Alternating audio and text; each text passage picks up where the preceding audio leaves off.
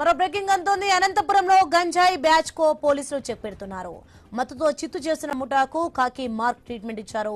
గంజాయి విక్రయిస్తూ దొరికిన నలుగురు నిందితులను అనంతపురంలో రోడ్డుపై నడిపించుకుని కోర్టుకు తీసుకెళ్లారు.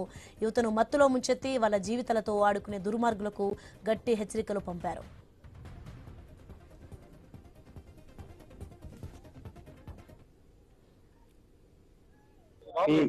ఐపీఎస్ గారు గంజాయి పైన ఉక్కు భాగం ముట్టున్నాము. గంజాయి గురించి ఎవరు అమ్మినా కొన్నా వాడిని ట్రాన్స్పోర్టేషన్ చేసినా పిల్లల జీవితాలు భవిష్యత్తు చెడిపోతుంది కాబట్టి దీనిపైన కఠినమైన చర్యలు తీసుకుంటున్నాము. నిన్నటి దినం రాత్రి నలుగురిని అదుపులోకి తీసుకోవడం జరిగింది. ఆ నలుగురు దగ్గర నుంచి 1 కిలో 200 గ్రాములు గంజాయి మీద స్వాధీనం చేసుకున్నాము. ఇందులో ఒక ఇమ్రాన్ అనే వాని పైన ఇంతకుముందు కూడా గంజాయి కేసులు ఉన్నాయి. ఇప్పుడు కొత్తగా వచ్చిన వాళ్ళు 3 ఆటో డ్రైవర్లు. దీనివల్ల ఈ చదువుకునే పిల్లల పైన యువకుల పైన ప్రభావం ఎక్కువ చూపిస్తుంది కాబట్టి దయచేసి మత్తు వద్దు బ్రో, భవిష్యత్తు ముద్దు బ్రో అన్నట్టు మేము దీంట్లో భాగంగా మేము అన్ని కఠినంగా వివరిస్తాము.